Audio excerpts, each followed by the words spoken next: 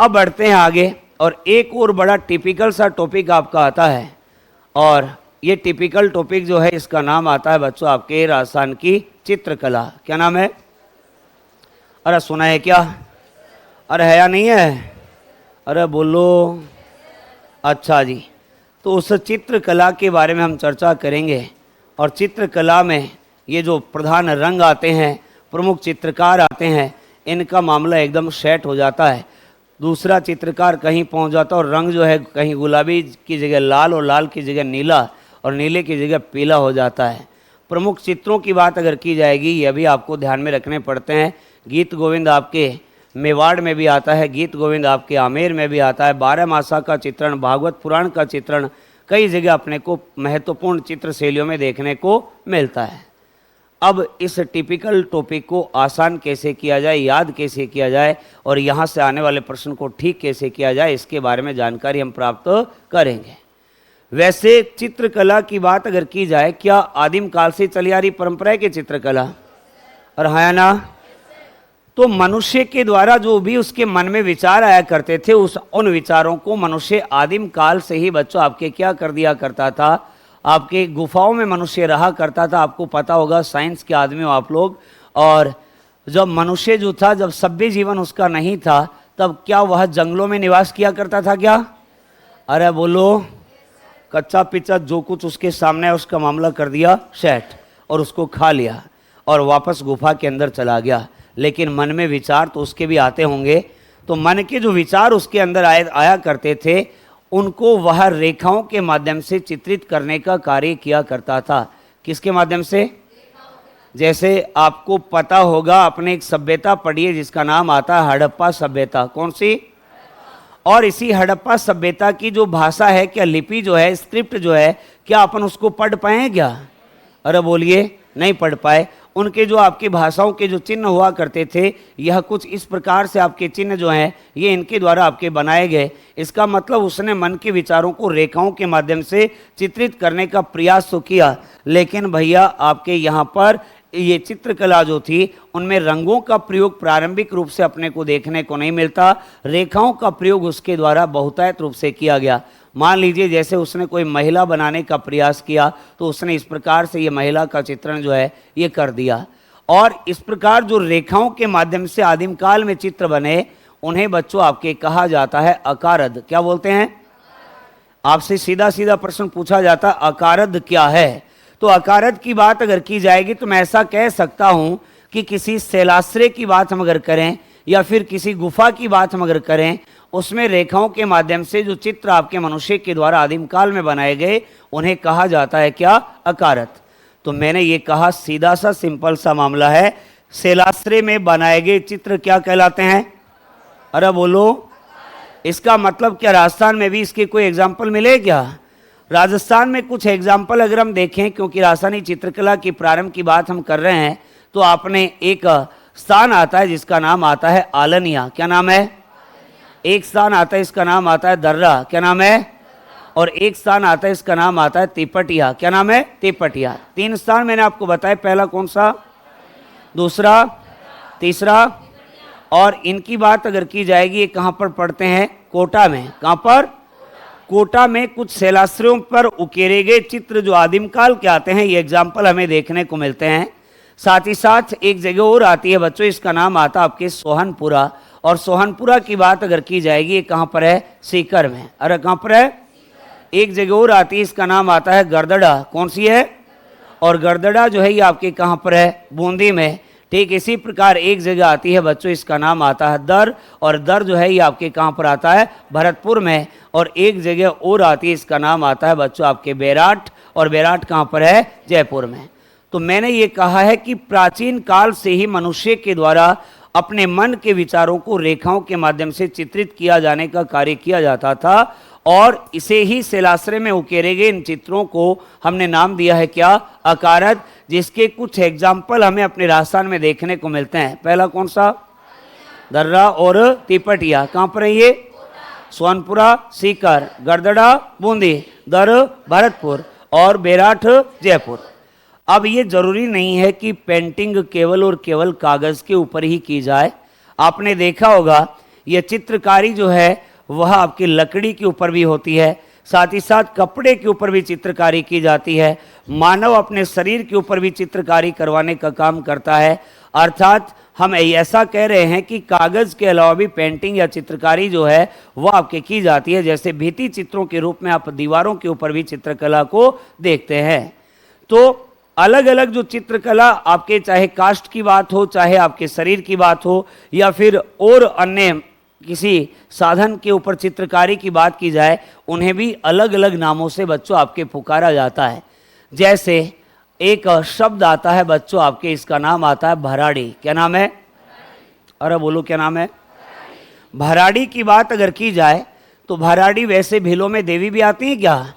और भीलों की बात अगर की जाएगी, भीलों के द्वारा इनके विवाह या फिर मांगलिक अवसर की बात हम अगर करें, मैं विशेष तौर से इंगित करना चाहूँगा आपके विवाह को। और यहाँ पर विवाह के अवसर पर या मांगलिक अवसर पर दीवार के ऊपर इनके द्वारा आपके मांगलिक चित्र बनाए जाते हैं।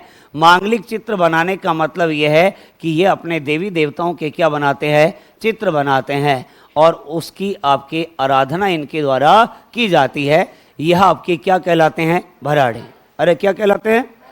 जैसे अपने यहाँ पर घर परिवार में शादी होती है तो आपने देखा होगा कि घर परिवार में होने वाली शादी के अवसर पर घर की एक बुजुर्ग महिला जो है यह दीवार पर इस प्रकार से कुछ पेंटिंग बनाती है, हाँ या ना? अरे बनाती है क्या? कहीं वो गणेश जी को बनाती है, कहीं यह आपके स्वास्तिक का चिन्ह बनाती है। अलग अलग डिजाइन उसके द्वारा यहाँ पर की जाती हैं।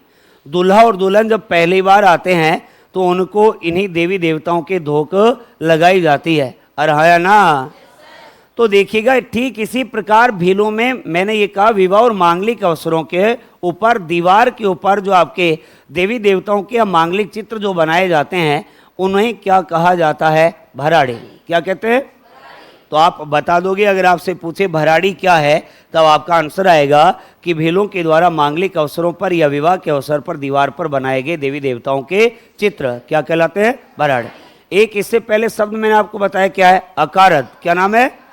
अकारत क्या है? किसी शैलाश्रय में उकेरे गए चित्र क्या कहलाते हैं? अकारत। क्या प्रारंभ में रेखाओं का प्रयोग ज्यादा होता था क्या? इसी प्रकार बच्चों एक शब्द आता है, इसका नाम आता है सांझी। क्या नाम है? और सांझी जो है यह अभी वर्तमान में अगर हम देखें कौन सा पक्ष चल रहा है? श्राद्ध पक्ष चल रहा है क्या? अरे बोलो।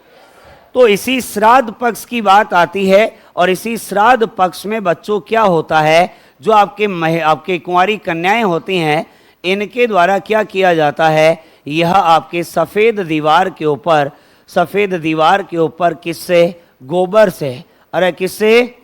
गोबर से आपके देवी का क्या बनाती हैं? स्वरूप बनाती हैं। और इसी स्वरूप को बच्चों आपके माता पार्वती मान करके इन कन्याओं के द्वारा क्या की जाती है? इसकी पूजा की जाती है। और यह पूजा जो की जाती है यह अच्छे वर की कामना हेतु की जाती है। और यही गोबर से बनाया गया देवी का स्वरूप जो है यही आपके क्या कहलाता है? अरे बोलो। सांझी। किस दीवार पर? अब जरूरी थोड़ी है, कई जगह कई के घर में सफ़ेद नहीं हो तो पीली दीवार हो तो बनाना मना है क्या? अरे बोलो। अमूमन सफ़ेद दीवार होती है जिसमें गोबर से आपके देवी का स्वरूप बना दिया जाता है, और उसी की माता पार्वती मान करके पूजा अच्छे वर की कामना हेतु कुंवारी कन्याओं के द्वारा की जाती है। वह क्या कहलाता है? सांझी। अगर आपने सुना हो नाथ द्वारा का नाम, और नाथ द्वारा में हमने बात की होगी आपके किससे? केले के पत्ते से। अरे किससे? केले के पत्ते से क्या बनाई जाती है?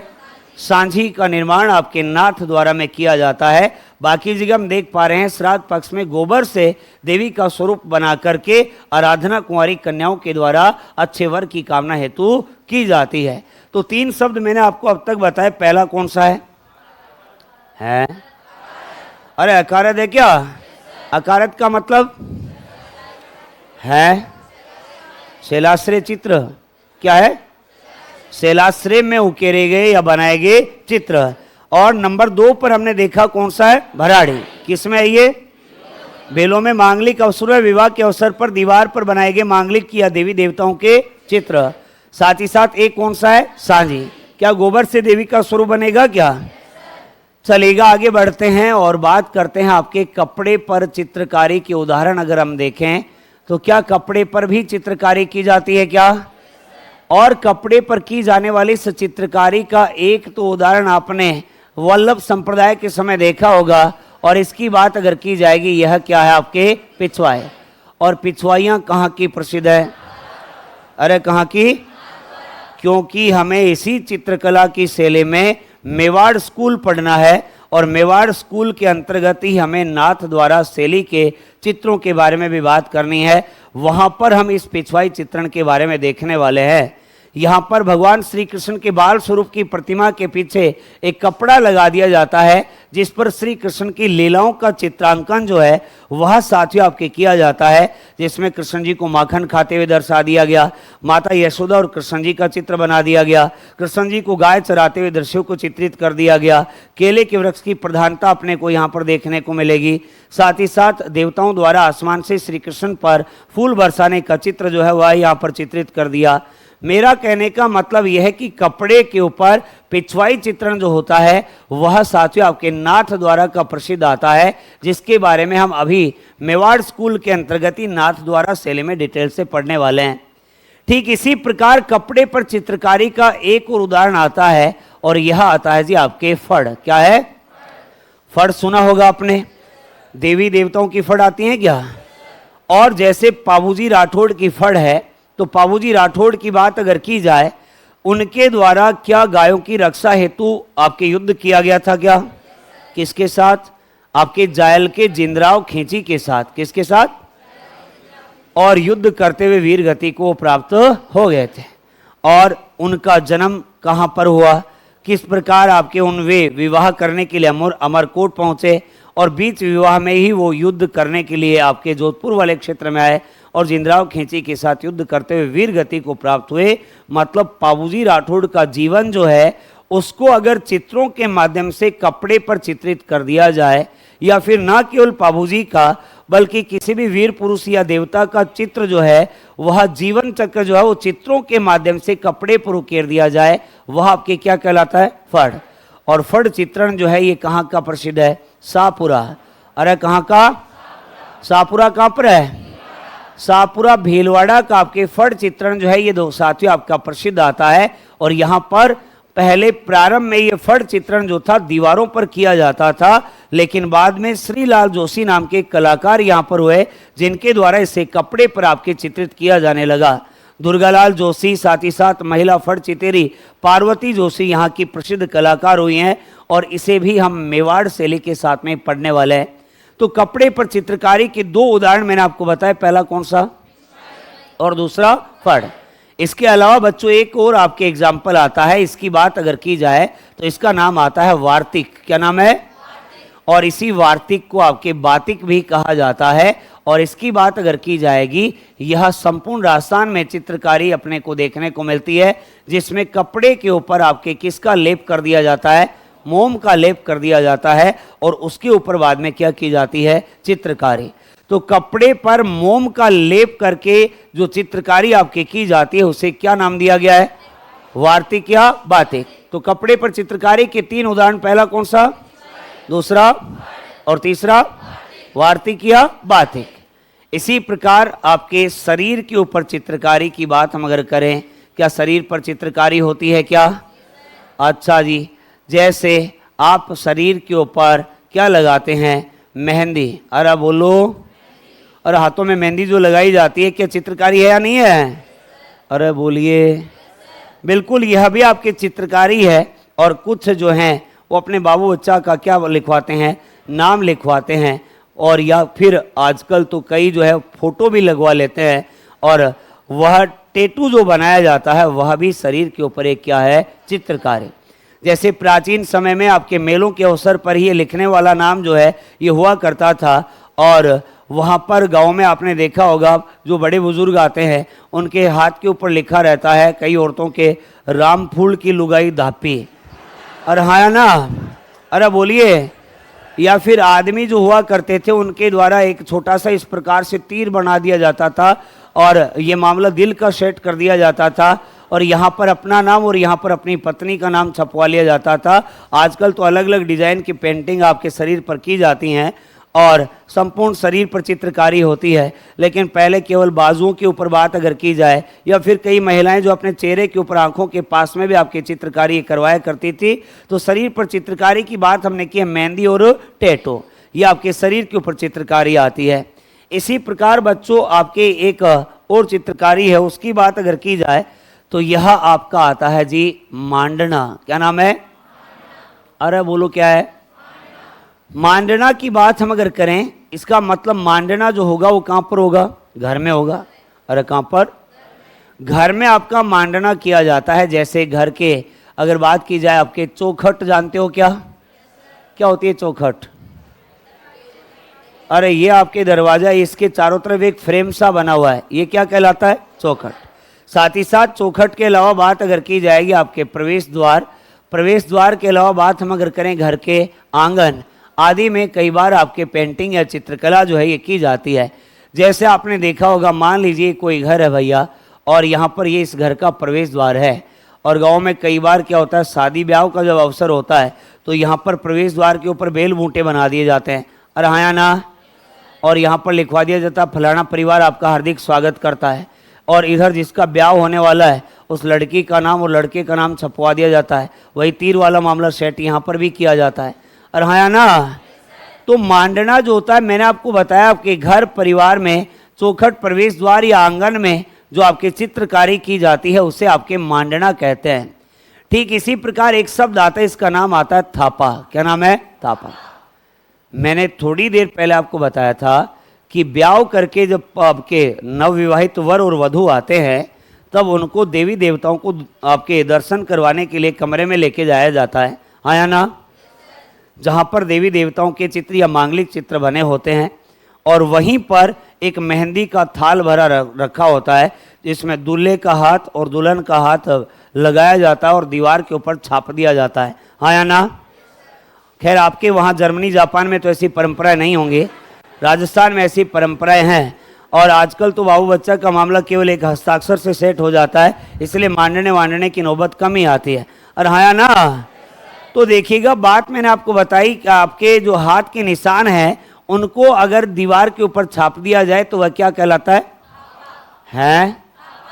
इसी प्रकार बच्चों आपके काष्ठ की बात हम अगर करें, लकड़ी की बात हम अगर करें, तो लकड़ी के ऊपर भी चित्रकारी के दो एग्जाम्पल हमें देखने को मिलते हैं। और एक तो आपके बच्चों इसमें आता है जी कावड़। क्या नाम है? और एक आता है, इसका नाम आता है बेवाण। क्या नाम है? बेवाण। पहला बताया कावड़ और दूसरा है बेवाण। कावड़ क्या होता है?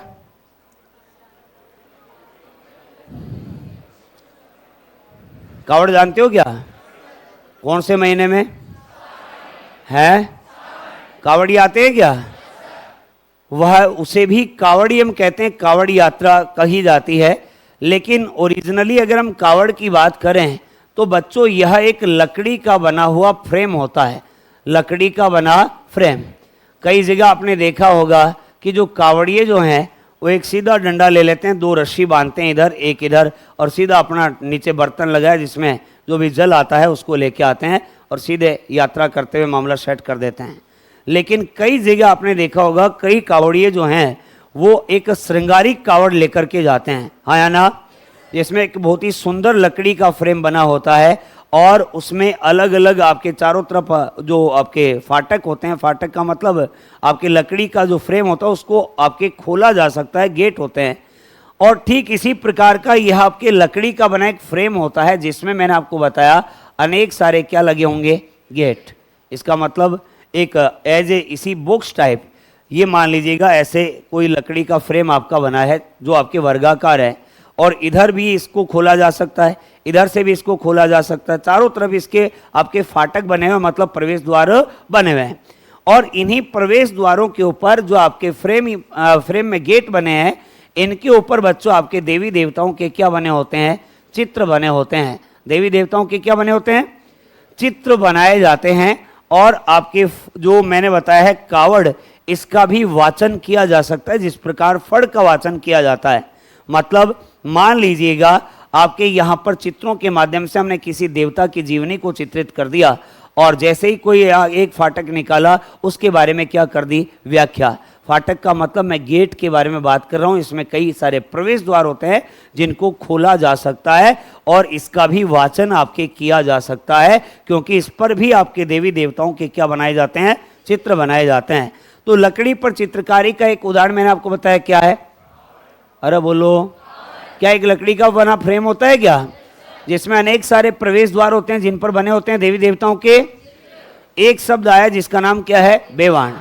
और बेवाण की बात अगर की जाएगी, यह भी एक लकड़ी का बना ही फ्रेम होता है जिसमें बच्चों केवल और केवल एक प्रवेश द्वार आपका होता है, और यह आपके बनाया जाता है किसके आकार में, मंदिर के आकार में। मैंने ये बताया मंदिर के आकार में बना लकड़ी का एक फ्रेम होता है जिसमें केवल एक ही प्रवेश द्वार होता है, और इसी प्रवेश द्वार के ऊपर भी आपके देवी देवताओं के चित्र बनाए जाते हैं।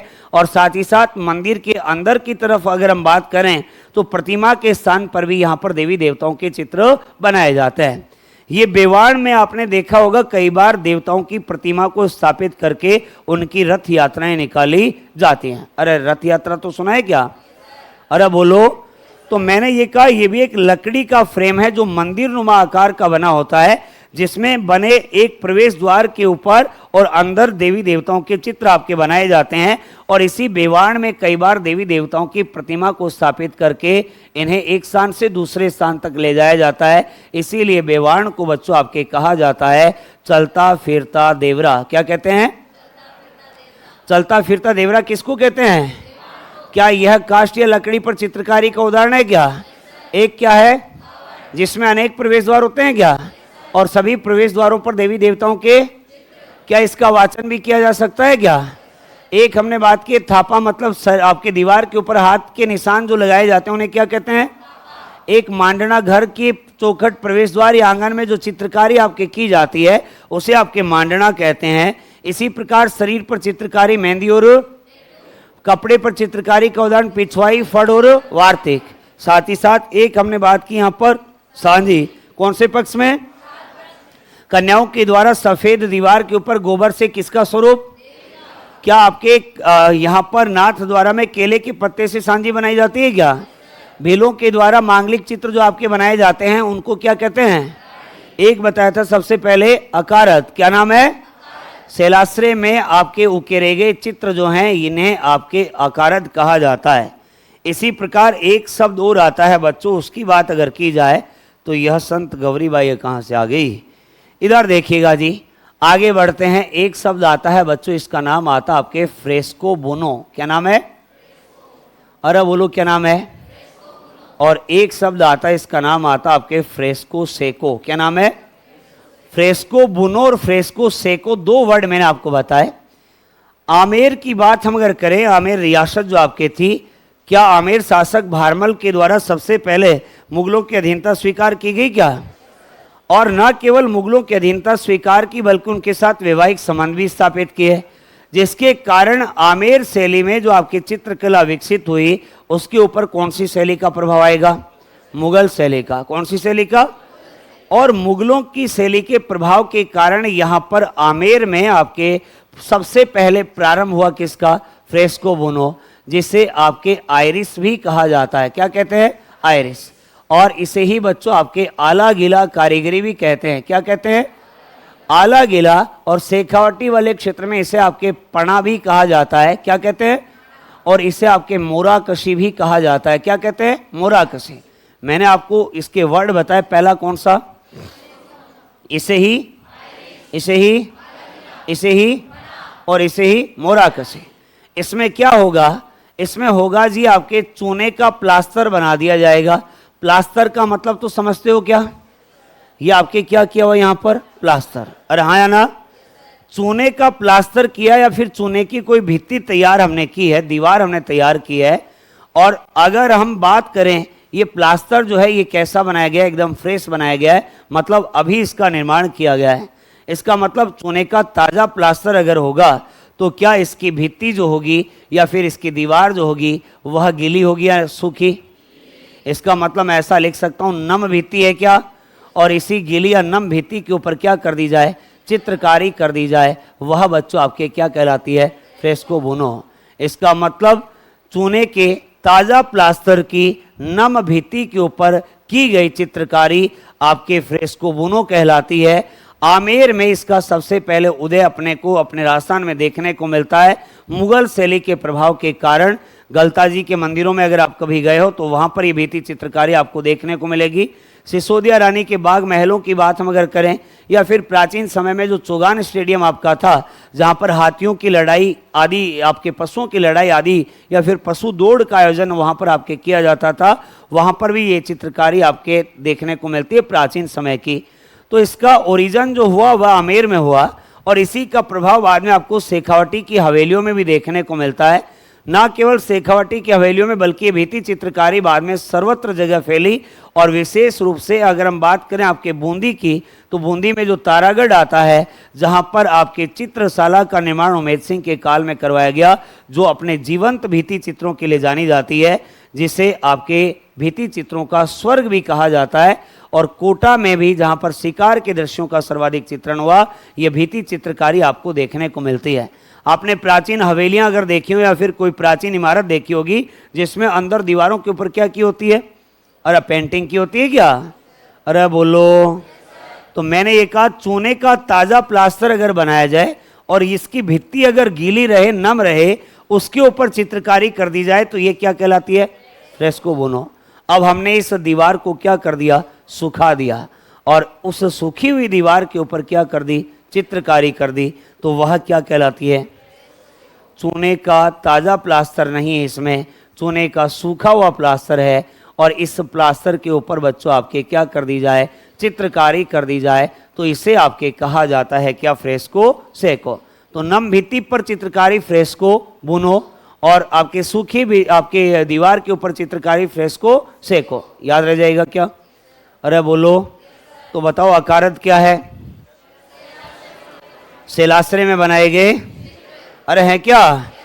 इस अकारत के एग्जाम्पल मैंने आपको बताया क्या? आलनिया, दर्रा और तिपटिया कहाँ पर है? गरदड़ा कहाँ पर है? अरे गरदड़ा बूंदी में है क्या? दर कहाँ पर है? भरतपुर। बेराट कहाँ पर है? और सोनपुरा सीकर। अरे कहाँ पर?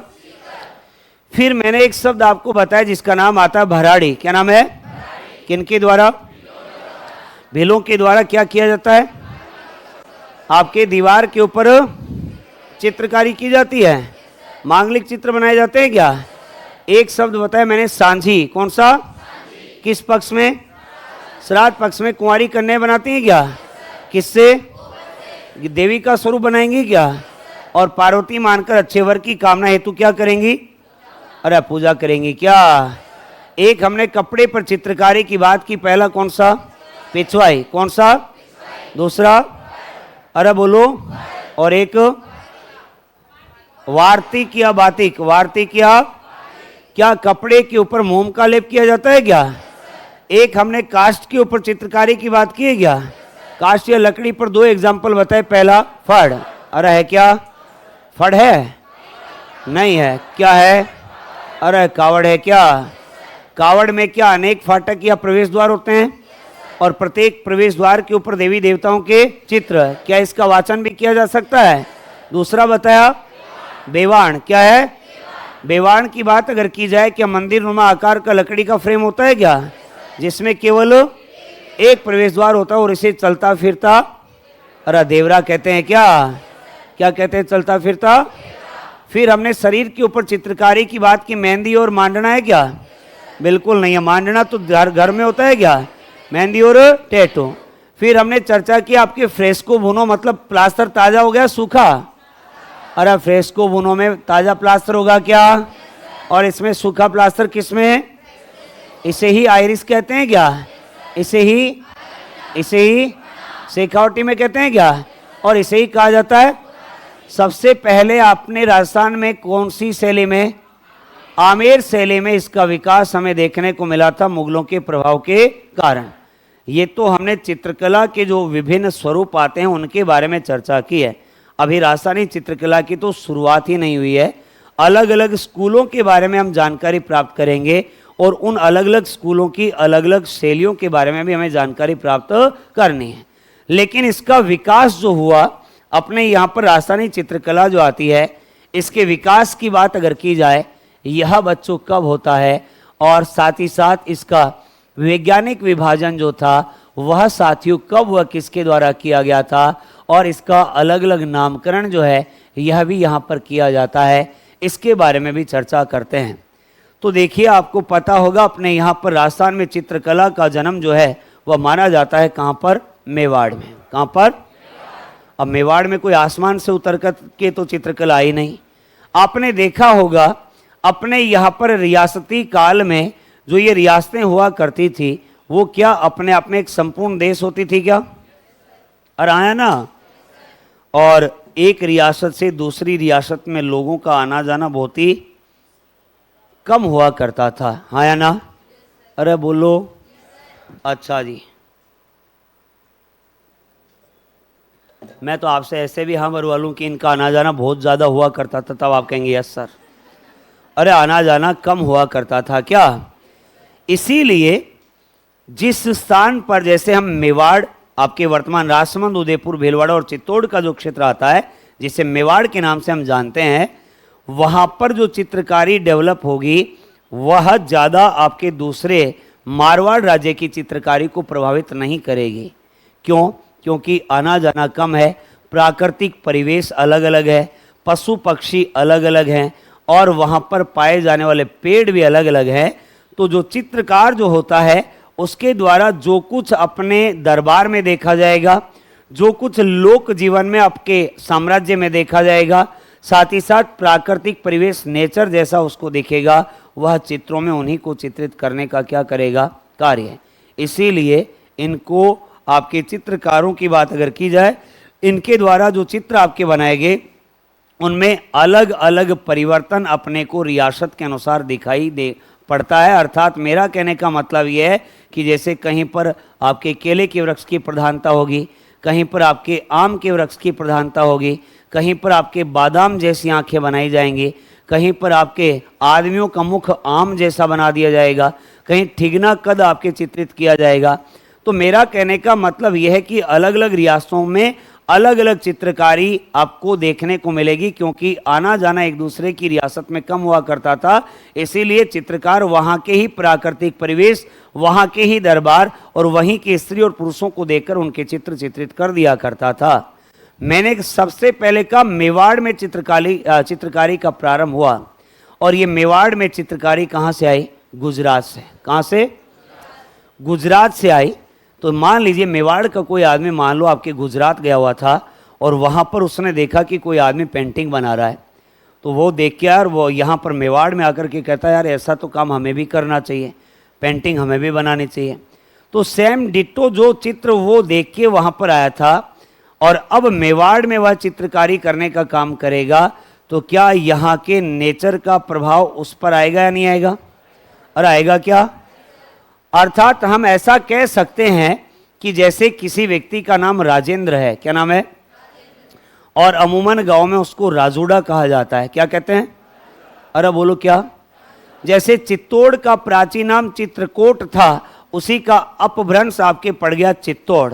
जैसे रणथंभपुर आपके रणथंभौर का नाम आता है और इसे बोलचाल की भाषा में बाद में रणथंभौर कहा जाने लगा। तो यह शब्द जो आपके इस प्रकार से परिवर्तित हुए, इन्हें कहा जाता आपके अपभ्रंश। क्या कहते हैं? मैंने कहा गुजरात से चित्रकला का आगमन अपने मेवाड़ में हुआ, लेकिन सेम एज इट इज जैसे गुजरात में चित्रकारी थी वो वैसी की वैसी मेवाड़ में आपकी चित्रकला विकसित नहीं हुई। अर्थात इसमें आपके थोड़ा परिवर्तन हमें देखने को मिला।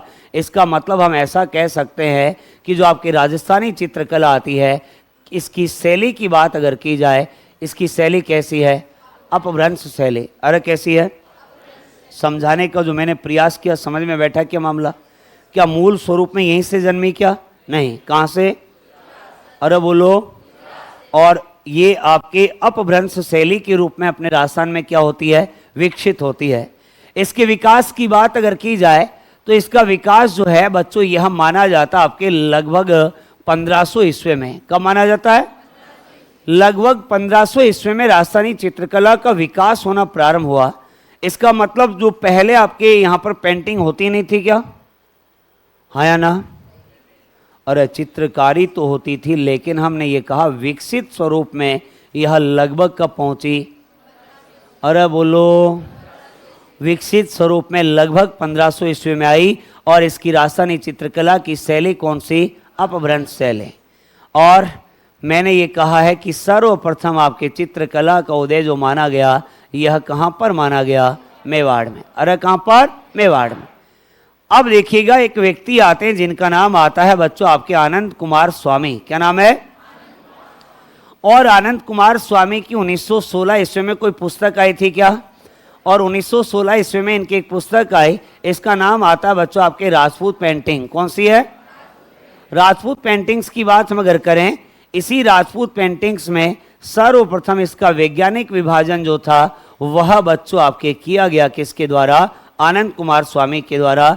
और यह प्रश्न भी आपसे बहुत बार सीधा सीधा पूछा जाता है कि राजस्थानी चित्रकला का सर्वप्रथम वैज्ञानिक विभाजन करने वाले व्यक्ति का नाम क्या है? आनंद कुमार स्वामी। अरे क्या नाम है? कब किया गया? 1900।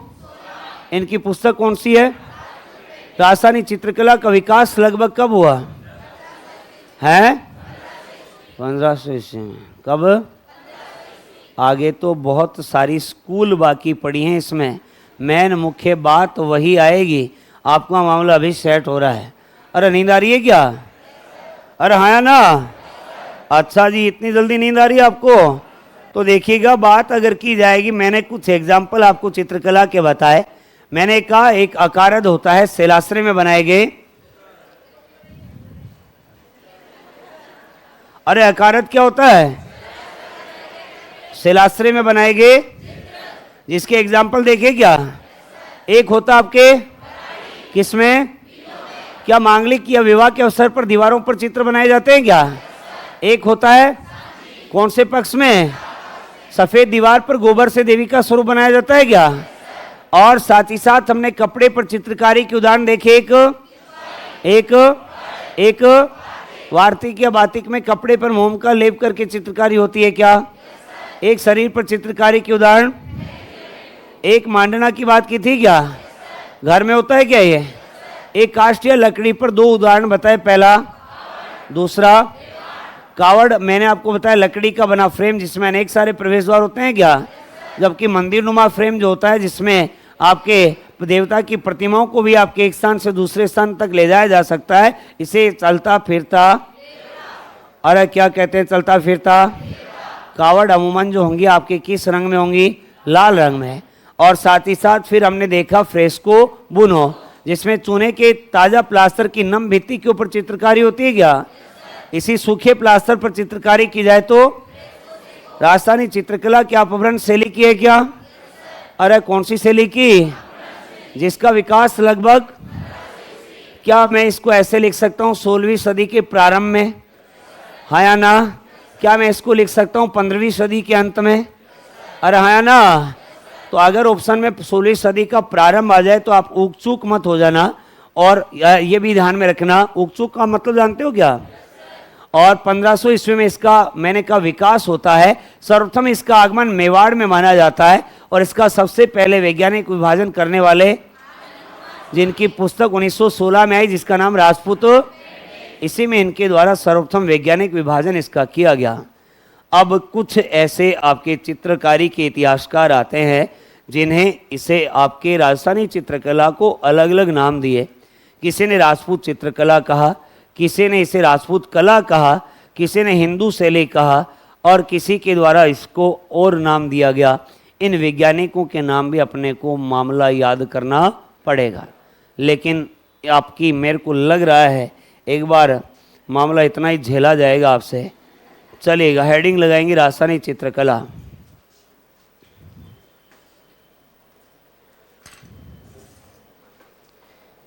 इससे बढ़िया तो देवताओं को पूज लेते आज, है ना? लेकिन ये भी इम्पोर्टेंट टॉपिक है। बोलो भारत माता की। लिखो राजस्थान की चित्रकला।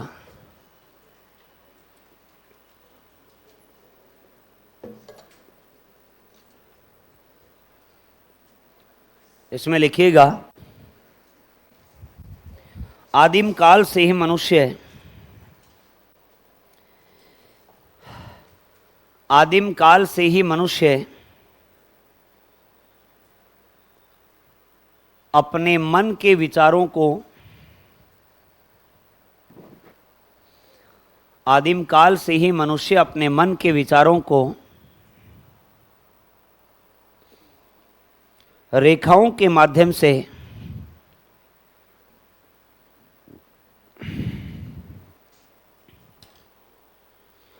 अपने मन के विचारों को रेखाओं के माध्यम से चित्रित किया करता था।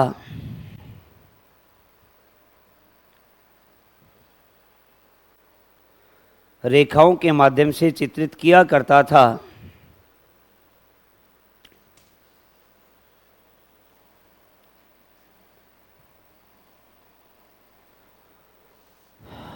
आदिम काल से परंपरा चली आ रही है क्या? बाद में प्रारंभ में प्राकृतिक रंगों का प्रयोग आपके किया जाने लगा और फिर मनुष्य के द्वारा आपके कृत्रिम रंग जो है वो ईजाद कर लिए गए और उनमें पेंट आपके किया जाने लगा। लेकिन इनिशियल स्टेज पर हम देख रहे हैं कि यहाँ पर आपके लाइन का प्रयोग या रेखाओं का प्रयोग मनुष्य के द्वारा चित्रकारी में आपके किया जाता है। इसी के कुछ अलग अलग स्वरूप हमने देखे। जैसे पहला वर्ड मैंने आपको बताया क्या? अरे बोलो। तो इसी में नीचे हेडिंग लगाएंगे अकारत। अकारद, इसमें लिखिएगा अकारद में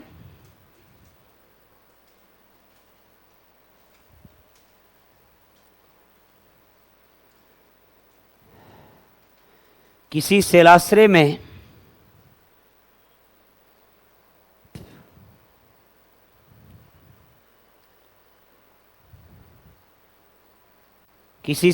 में उकेरे गए या बनाए गए, किसी शैलाश्रय में उकेरे गए चित्र। अब 40% बच्चे तो ऐसे हैं जिनको ये नहीं पता शैलाश्रय क्या है। हैं? श्योर हो क्या? अभी भी नहीं पता है? गुफा बोलने के बाद भी समझ में नहीं आया है? ऐसे बैठे हैं। Ammonium chloride, hydrogen sulphate,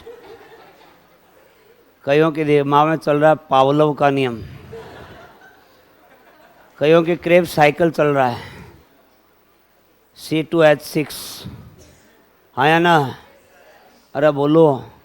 energy निकल रही है अलग अलग,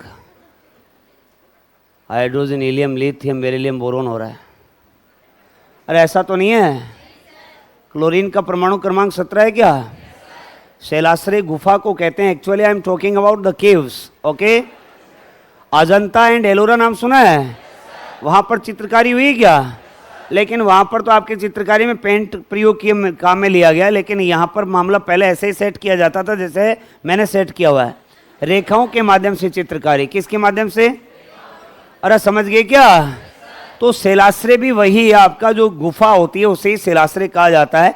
मान लीजिए इनके द्वारा कोई ढांडा बनाया गया। क्या बनाया गया? या फिर कोई पक्षी बना दिया गया। ये मान लीजिए इन्होंने कोई पक्षी बनाया, जैसा भी बनाया। अरे समझ गए क्या मेरी बात? कंगारू रूप में पक्षी बना है, हाँ ना? तो देखिएगा, मेरा कहने का मतलब ये है, बचपन में आप मोरिया बनाते आए हो। अरे हाँ या ना? अरे बोलो।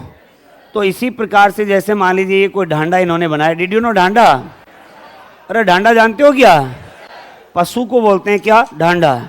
तो मेरा कहने का मतलब है रेखाओं के माध्यम से प्रारंभ में आपकी चित्रकारी की जाती थी। इनमें रंग वंग नहीं भरा जाता था और बाद में प्राकृतिक रंगों का प्रयोग हुआ और बाद में कृत्रिम रंगों का प्रयोग, और बाद में तो ये चित्रकार इतने परफेक्ट हो गए कि रंगों को आपस में मिश्रण करके एक नए रंग का ईजाद करके आपके चित्रकारी करने लगे। तो देखिएगा, आपके शैलाश्रय में उकेरे गए चित्र क्या कहलाते हैं? अकारत। लिखेंगे इसी में शैलाश्रय में उकेरे गए चित्र लिखवाया मैंने। इसमें लिखिएगा राजस्थान में इसके उदाहरण। राजस्थान में इसके उदाहरण।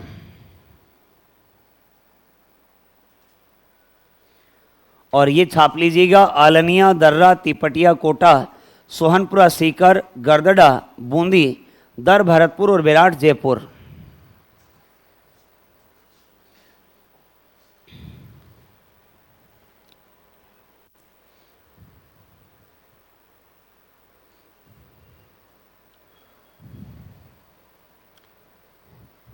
और ये जो है उदाहरण मैंने आपको बताए हैं, आपको कहीं फीलिंग आ जाए बोला ये इंपॉर्टेंट हो सकते हैं, पूछ लेगा।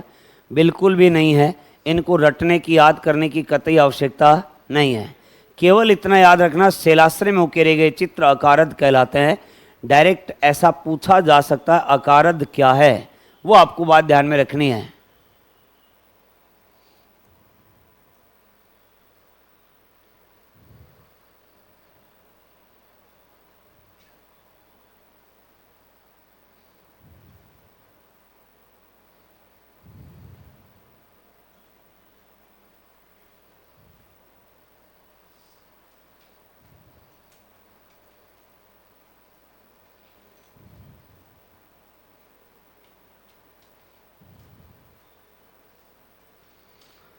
छाप लिया क्या? अरे बोलो तो लिखिएगा। फिर आगे नंबर 2 पर हेडिंग लगाएंगे भराड़ी। भराड़ी, इसमें लिखिएगा भीलों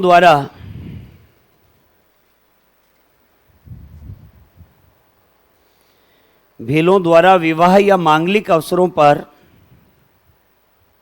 भीलों द्वारा विवाह या मांगलिक अवसरों पर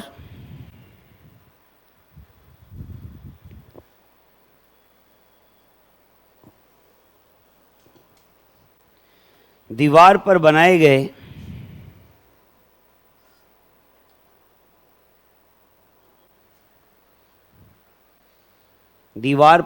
गए मांगलिक या देवी देवताओं के चित्र, दीवार पर बनाए गए मांगलिक या देवी देवताओं के चित्र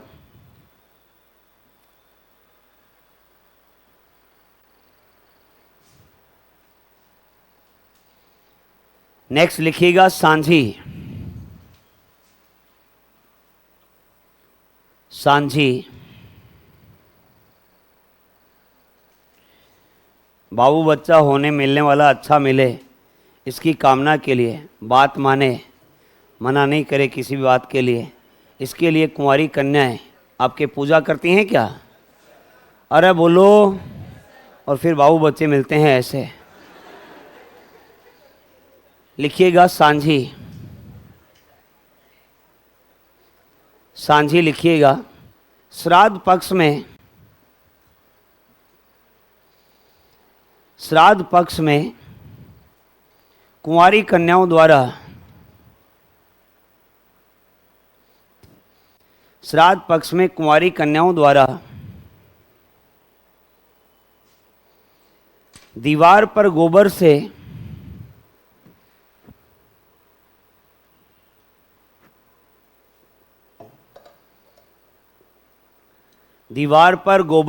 देवी का स्वरूप बनाया जाता है।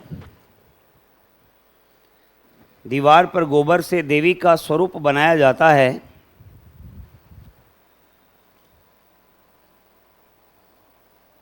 जिसे माता पार्वती का स्वरूप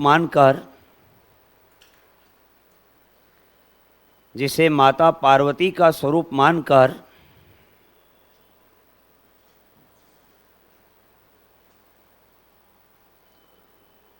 अच्छे वर की कामना हेतु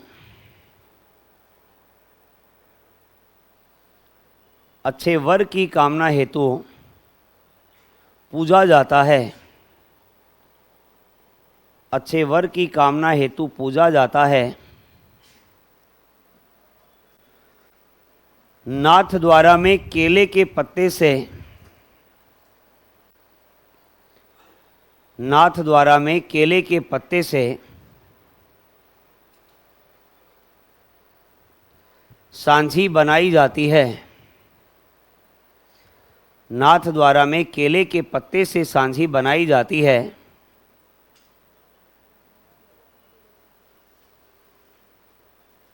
एक अगर शब्द इसी में अगर आ जाए आपके, संझा कोट, क्या नाम है? अरे बोलो क्या नाम है? वो वाला मामला ही सेट नहीं होता कैसे। ये देखिएगा, मैंने आपको बताया है कि अगर बात की जाएगी, आपके वर्ड आ जाए संझा कोट, क्या नाम है? तो जो आपके बड़े आकार की सांझी होती है उसे क्या कहा जाता है? संझा कोट। क्या कहते हैं? लिखेंगे बड़े आकार की सांझी को, बड़े आकार की सांझी को संझा कोट कहा जाता है। बड़े आकार की सांझी को संझा कोट कहा जाता है।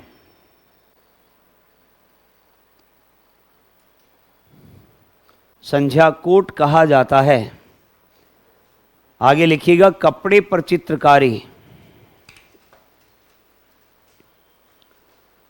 कपड़े पर चित्रकारी, और कपड़े पर चित्रकारी में नंबर 1 लिखिएगा पिछवाई।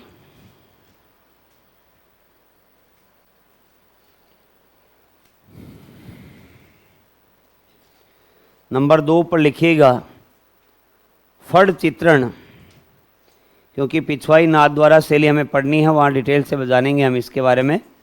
फड़ चित्रण। और नंबर 3 पर लिखिएगा वार्तिक या बातिक। वार्तिक या बातिक। और इसमें आगे की लाइन लिखिएगा कपड़े पर, वार्तिक या बातिक में लिखना है कपड़े पर मोम का लेप कर, कपड़े पर मोम का लेप कर की गई, कपड़े पर मोम का लेप कर की गई चित्रकारी। कपड़े पर मोम का लेप कर की गई चित्रकारी आपके वार्तिक या बातिक है क्या? शरीर पर जो चित्रकारी की उदाहरण ही आपको पता ही है, मांडना आप जानते हैं, छापा भी या थापा आप जानते हैं। आगे लिखिएगा काष्ठ या लकड़ी पर चित्रकारी। काष्ठ या लकड़ी पर चित्रकारी।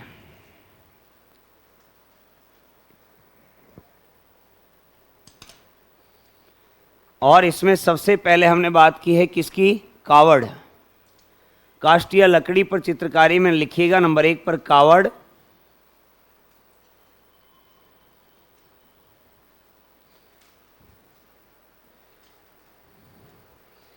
यह लकड़ी का बना एक, यह लकड़ी का बना एक फ्रेम होता है। यह लकड़ी का बना एक फ्रेम होता है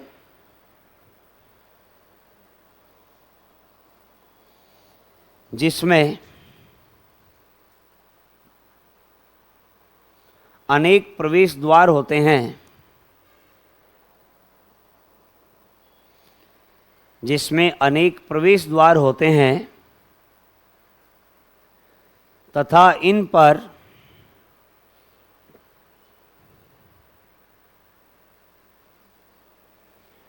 लाल रंग में देवी देवताओं के चित्र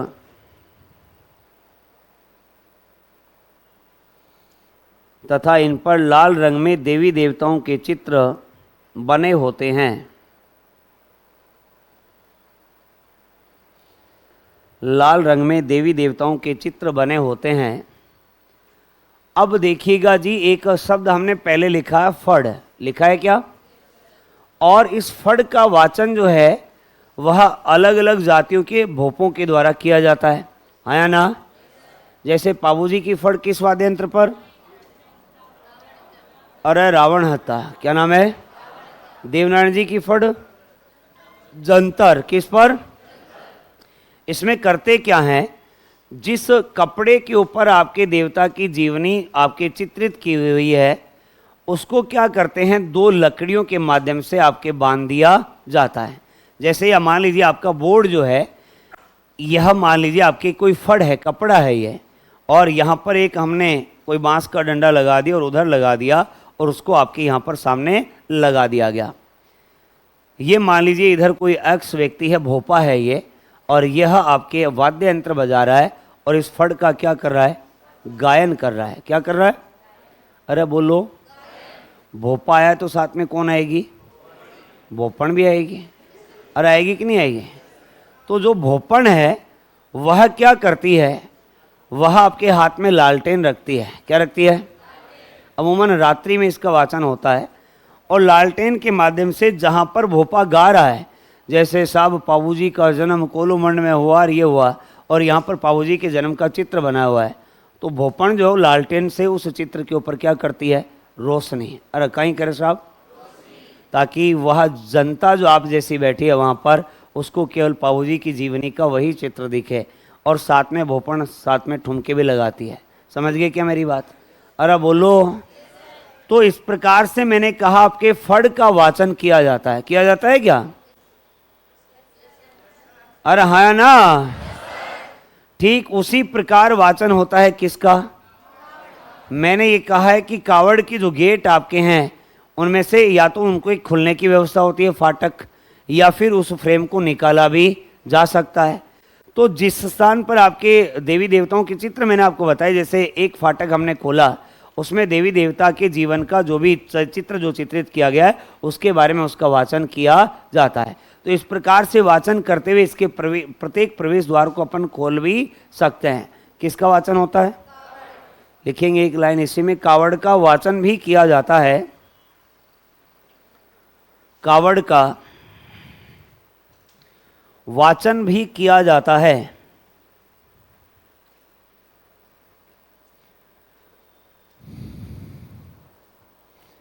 नंबर 2 पर मैंने आपको लकड़ी के ऊपर चित्रकारी का एक और उदाहरण बताया जिसका नाम क्या है? बेवाण। अरे क्या नाम है? लिखेंगे बेवाण नंबर 2 पर।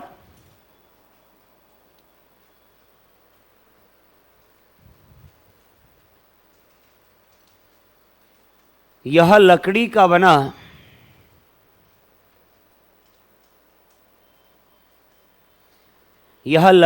बना मंदिर नुमा आकार का फ्रेम होता है। लकड़ी का बना मंदिर नुमा आकार का फ्रेम होता है जिसके प्रवेश द्वार व भीतर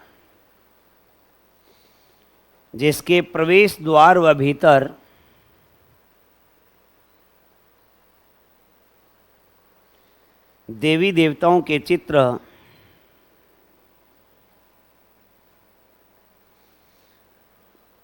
प्रवेश द्वार व भीतर देवी देवताओं के चित्र बनाए जाते हैं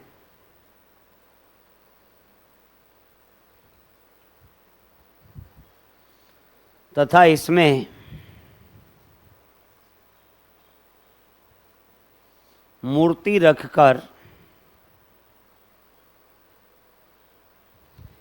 एक स्थान से दूसरे स्थान तक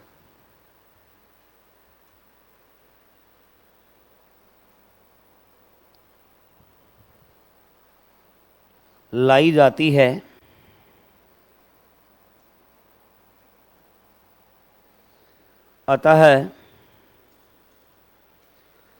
अतः इसे चलता फिरता देवरा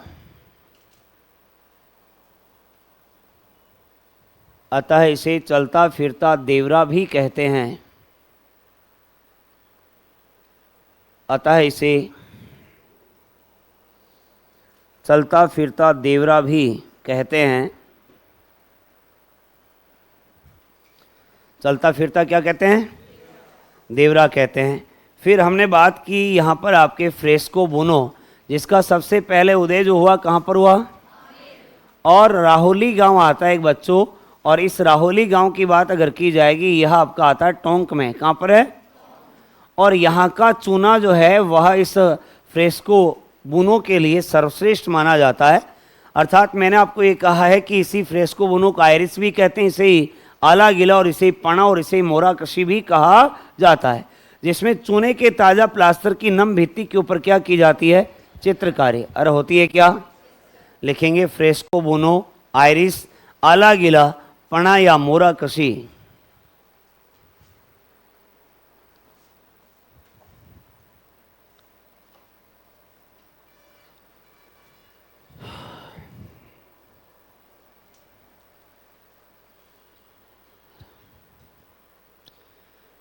लिख लिया क्या? अरे बोलो।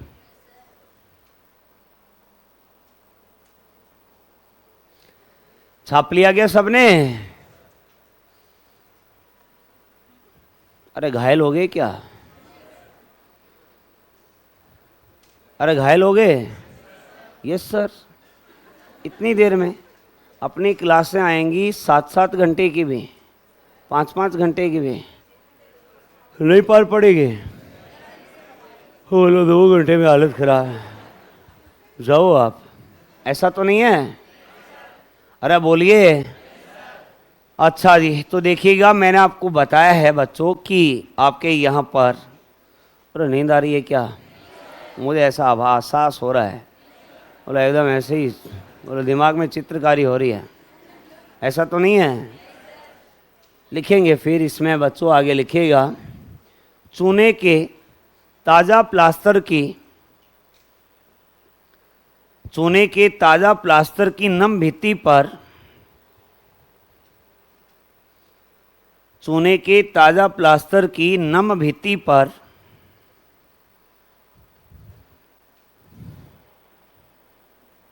चूने के ताज़ा प्लास्टर की नम भित्ति पर की गई चित्रकारी, चूने के ताज़ा प्लास्टर की नम भित्ति पर की गई चित्रकारी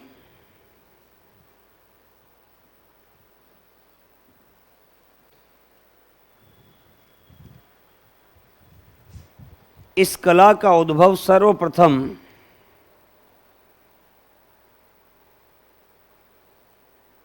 इस कला का उद्भव सर्वप्रथम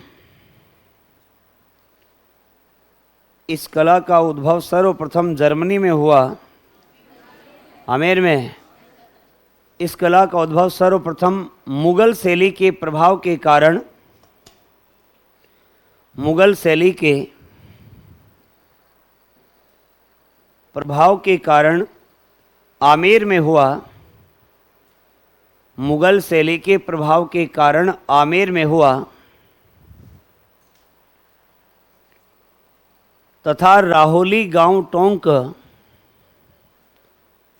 तथा राहोली गांव टोंक के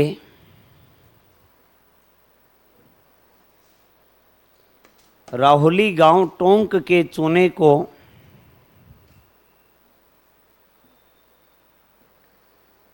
इसके लिए सर्वश्रेष्ठ माना जाता है।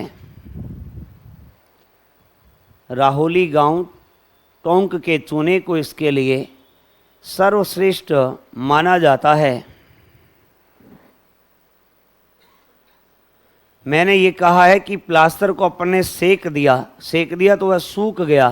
फ्रेस्को सेको, सूखा प्लास्टर आएगा क्या? लिखेंगे फ्रेस्को सेको, फ्रेस्को सेको। इसमें लिखिएगा, चूने के सूखे प्लास्टर पर, चूने के सूखे प्लास्टर पर की गई, चूने के सूखे प्लास्टर पर की गई चित्रकारी, चूने के सूखे प्लास्टर पर की गई चित्रकारी क्या कहलाती है? अरे फ्रेस्को सेको कहलाती है। चलिए जी, आगे बढ़ते हैं और एक बात और बताना चाहता हूं मैं आपको। कागज़ पर जो आपकी चित्रकारी होती है, जिसमें देवी देवताओं के चित्र आपके बनाए जाते हैं, उसे आपके नाम दिया जाता है बच्चों, क्या? पाना। अरे क्या नाम दिया है? बोलते हैं क्या? अच्छा जी, दीपावली के अवसर पर किसका पाना लाया जाता है? अरे हाँ ना, घर में जो भी आपके पूजा वूजा की जाती है, दीपावली के ऊपर आराधना की जाती है, तो दीवार के ऊपर लक्ष्मी जी का पाना लगाया जाता है, हाँ ना? अरे बोलो। गणेश जी के भी पाने आते हैं क्या? क्यों, गणेश जी के ही क्यों, सभी देवताओं के आते हैं क्या?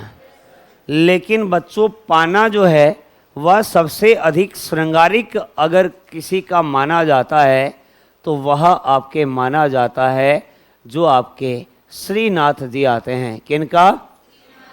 श्रीनाथ जी का मंदिर कहाँ पर? या फिर मैं यूं कह दूं कि आपके सप्तध्वजा के स्वामी हैं क्या? श्रीनाथ जी या सप्तध्वजा के स्वामी की बात अगर की जाएगी, इनका पाना जो है वह आपके सबसे अधिक श्रृंगारिक होने के कारण सर्वश्रेष्ठ पाना माना जाता है। तो मैंने कहा कागज के ऊपर चित्रकारी को पाना कहते हैं और श्रीनाथ जी का पाना आपके सबसे अधिक श्रृंगारिक या सर्वश्रेष्ठ पाना माना जाता है। लिखेंगे आगे, लाइन चेंज करके स्टार लगा करके लिखिएगा। कागज पर चित्रकारी को, कागज पर चित्रकारी को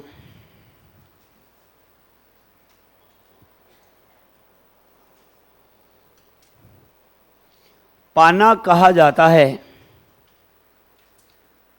कागज पर चित्रकारी को पाना कहा जाता है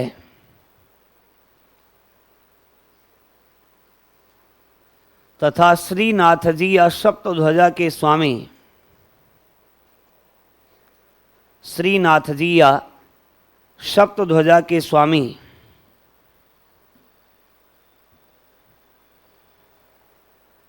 का पाना, श्रीनाथ जी या सप्तध्वजा के स्वामी का पाना सबसे अधिक श्रृंगारिक होने के कारण, सबसे अधिक श्रृंगारिक होने के कारण सर्वश्रेष्ठ,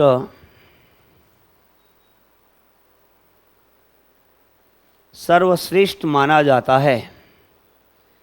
सबसे अधिक श्रृंगारिक होने के कारण सर्वश्रेष्ठ माना जाता है। किसका पाना? अरे बच्चों, श्रीनाथ जी का है क्या? अब देखिएगा, मैंने आपको ये बताया कि राजस्थानी चित्रकला क्या अपभ्रंश शैली में विकसित हुई है? किस शैली में? अरे बोलिए। और मैंने ये कहा है कि क्या 1500 ईस्वी के लगभग इसका विकास हुआ था क्या? चित्रकला का आगमन सबसे पहले, इसका सबसे पहले वैज्ञानिक विभाजन करने वाले आनंद कुमार स्वामी ने 1916 ईस्वी में इनकी पुस्तक आई थी, कौन सी, जिसमें इसका वैज्ञानिक विभाजन किया गया था क्या? और अध्ययन की दृष्टि से हम राजस्थानी चित्रकला को आपके 4 अलग अलग स्कूलों में बांट करके पढ़ते हैं। जैसे एक आता आपका मेवाड़, एक आता है मारवाड़, एक आता है ढूंढाड़ और एक आता है हाड़ौती। और इन स्कूलों में भी आपके विभिन्न शैलियाँ आएंगी। जैसे मेवाड़ में सबसे पहले उदयपुर शैली, इसके बाद चावड़, इसके बाद नाथद्वारा, इसके बाद आपके शाहपुरा और इसके अलावा देवगढ़ ठिकाने की आपके शैली, ये सभी हम आपके मेवाड़ स्कूल में पढ़ेंगे। मारवाड़ में मारवाड़ या जोधपुर, जोधपुर के अलावा बीकानेर, जैसलमेर, नागौर, इसके साथ आपके अजमेर, अजमेर के अलावा किशनगढ़, ये सभी शैलियाँ आपके पढ़ेंगे हम मारवाड़ में। साथ ही साथ घाणेराव की भी बात करेंगे वहीं पर। एक आते हैं आपके ढूंढाड़, ढूंढाड़ में जयपुर, जयपुर के अलावा आपके शेखावाटी जो हवेलियों में भित्ति चित्रांकन का कार्य हुआ, अलवर की जो चित्र शैली आती है, साथ ही साथ उनियारा टोंक की जो उपशैली आपकी चित्रकला में विकसित हुई।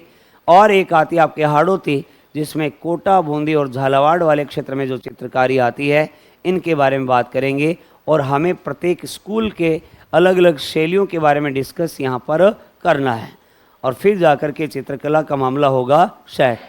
तो लिखेंगे राजस्थानी चित्रकला का विकास, वैज्ञानिक विभाजन व नामकरण। राजस्थानी चित्रकला का विकास, वैज्ञानिक विभाजन व नामकरण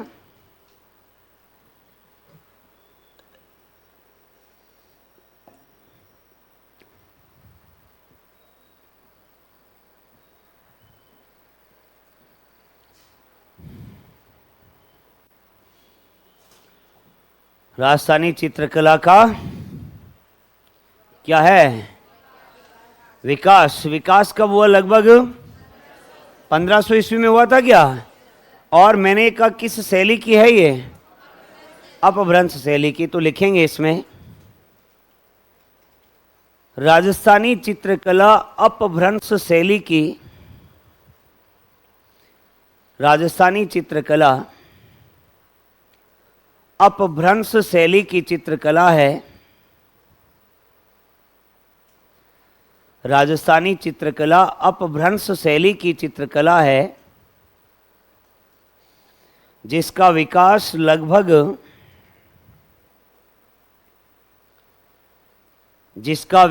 लगभग 1500 ईस्वी में हुआ।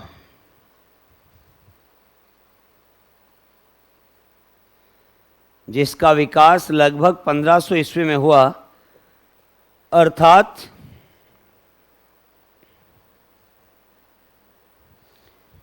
पंद्रहवीं सदी के अंत, अर्थात 15वीं सदी के अंत या 16वीं सदी के प्रारंभ में, या 16वीं सदी के प्रारंभ में यह विकसित हुई।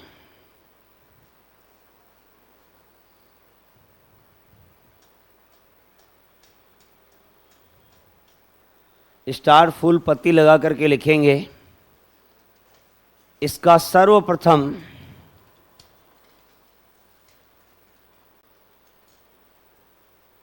सर्वप्रथम वैज्ञानिक विभाजन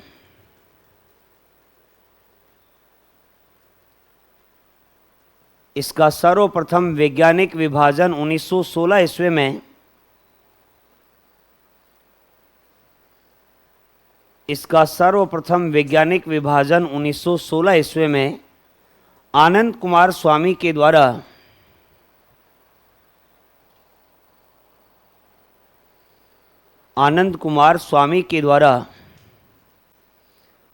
अपनी पुस्तक